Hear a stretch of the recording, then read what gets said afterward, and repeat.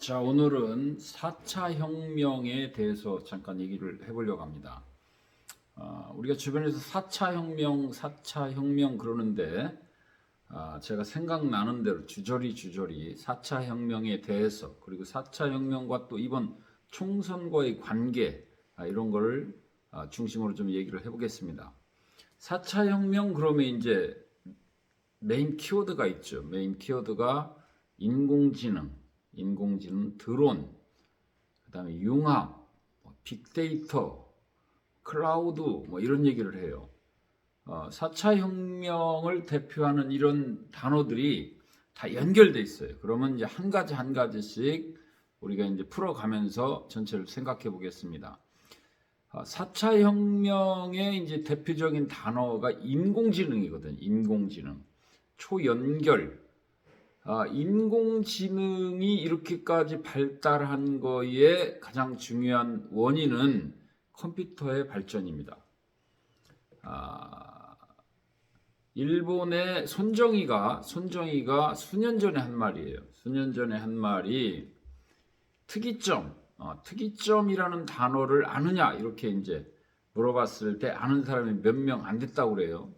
근데 손정희가 하는 말이 손정희 관점에서 보면 인류는 앞으로 특이점 얘기를 제일 많이 하게 될 거다. 이제 이런 얘기를 했는데 특이점이 뭐냐면 인공지능이 인간의 능력을 뛰어넘는 순간을 특이점이라고 합니다. 특이점.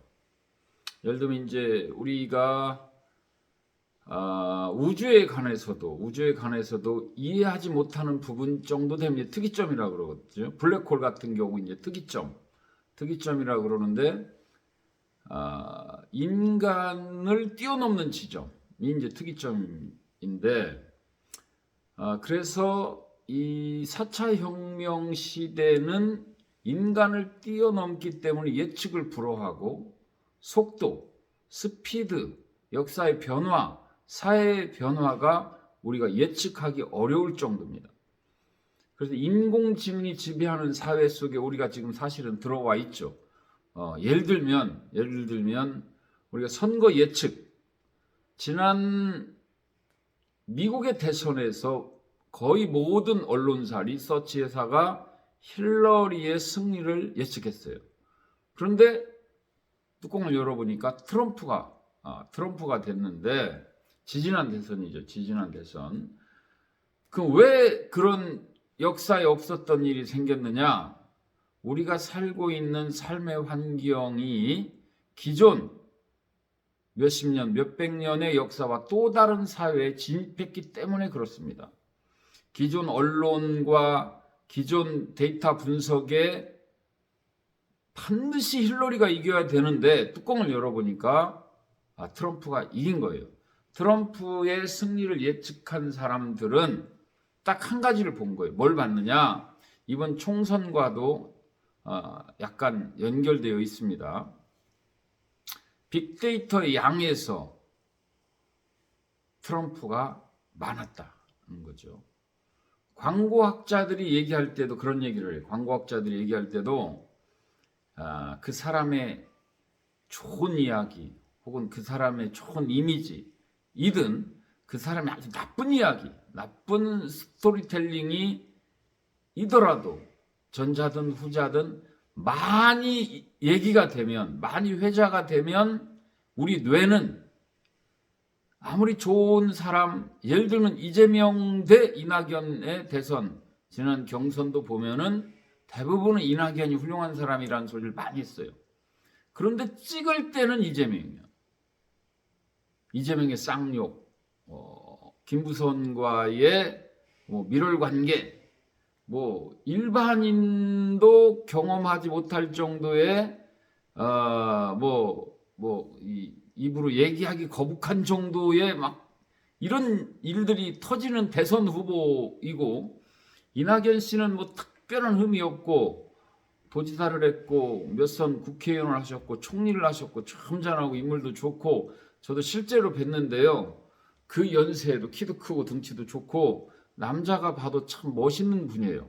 직접 봤을 때도. 그런데 지지할 때는 이재명이냐 이낙연이나 할 때 우리 뇌는 욕을 하든 뭐 정말 입에 담을 수 없는 그런 상황이 연출이 되든 그렇든 어쨌든 간에 언론의 노출량, 우리가 욕을 하면서도 지켜보는 그 시간의 양이 우리 뇌는 이낙연이라는 인물, 이재명이라는 인물, 이 사람이 훌륭한 사람 같은데 이낙연이 그래도 뇌는 이재명을 더 중요하다고 느낀다는 거죠. 이게 빅데이터의 양입니다. 그런데 지금 우리 4차 혁명 시대에는 빅데이터의 양을 누가 지배를 하느냐? 우리 기존 언론의 시대에는 예를 들면 조중동이라든가 방송 3사라든가 이런 데서 보도하는 거에 국민들이 어떻게 보면 정보를 지식을 전파하고 좀 더 뭐 북한 같은 사회로 비유하면 세뇌하는 거지, 세뇌. 정신을 지배하는 거죠. 그런 정도로 정보가 이 통로가 일방적이었습니다. 일방적. 특히 이제 민주화되지 않은 사회에서는 언론이 권력이 장악됐기 때문에 창의적이거나 자율적이지 않고 일방적으로 권력자가 원하는 컨텐츠가 일방적으로 국민에게 뿌려졌죠. 그래서 정신을 지배할 수도 있었고 민심을 지배할 수도 있었어요. 그런데 지금은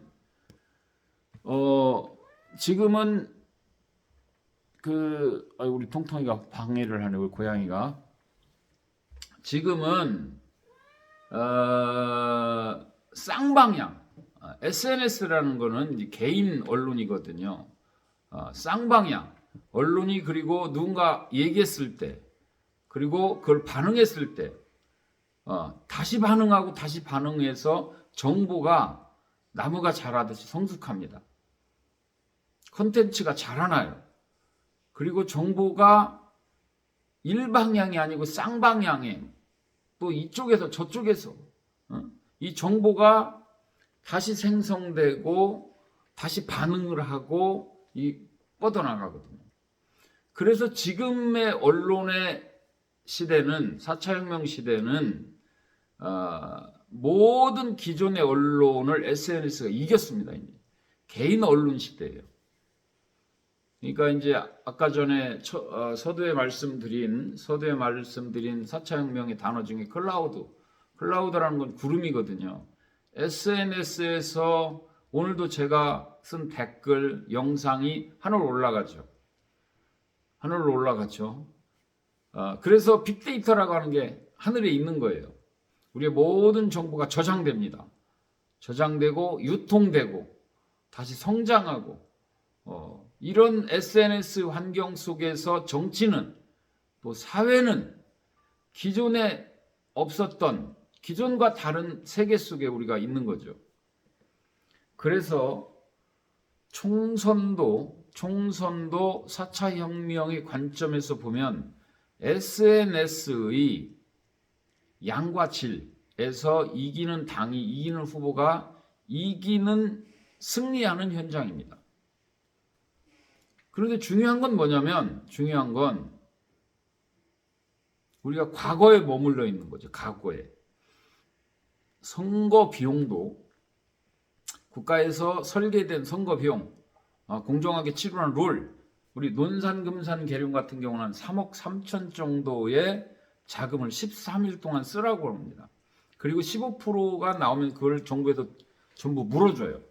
근데 그 3억 3천 정도의 그 자금을 어디에 쓰냐면 인쇄물, 집집마다 가는 인쇄물의 한 20%, 유세차 또 한 20%, 현수막 또 한 20%, 언론에 뿌려지는 자금. 그래서 이 틀이 짜여진 대로 우리가 선거를 치르면서 캠페인을 하면서 내가 가진 컨텐츠, 우리가 가진 정당의 컨텐츠를 국민에게 설득하고 설파하는 13일 동안에 정해진 룰에 의해서 조금만 초과하거나 다른 걸 쓰거나 국가에서 인정하지 않는 방법을 쓰면 이제 선거법 위반으로 당선 무효가 되는 건데요. 근데 중요한 건 뭐냐면 이 설계 자체가 정보화 시대도 아니고 그 이전 시대, 인쇄 시대, 그 시대에 맞춰져 있다는 거예요. 그리고 후보자나 정당도 효율성 관점에서가 아니라 이미 관습화된 과거의 습관대로 선거를 치른다고 하는 거예요. 어이가 없죠. 10배, 100배의 고효율, 유권자와 정당과 후보자와 이 캠페인을 하는 동안에 소통 능력, 설득력, 전파력이 10배, 20배 이미 사회는 다른 데로 가 있는데 정치만 우리 사회를 선도해야 될, 이끌어가야 될 정치만 아직도 20년 전에 머물러 있다라고 하는 거죠. 그래서 선거 자금도 사실은 국가에서 인정하는 3억 3천의 그 자금도 제가 봐서는요, 절반은 SNS에 투자돼야 됩니다. 그러면 선거의 캠페인, 선거의 참여도, 선거의 효율성 급상승하죠. 급상승. 그런데 과거에 머물러 있는 거죠. 과거에. 그런데 여기에서 SNS를 선택한 후보자나 정당은 반드시 이기게 돼 있습니다. 그런데 어느 기관이든 어디든 창의적이고 선각적인 사람들이 그 집단을 지배하지 못하죠. 관습적이고 권위적이고 이런 분들이 그 조직을 지배하기 때문에 실상은 선거판에서, 선거 현장에서 선각자적인 관점에서 그 일을 하려고 하면 방해를 해요. 저는 여러 번 경험했습니다. 여러 번 경험을 했는데 받아들이면 이길 수도 있는데 절대로 받아들이지 않아요.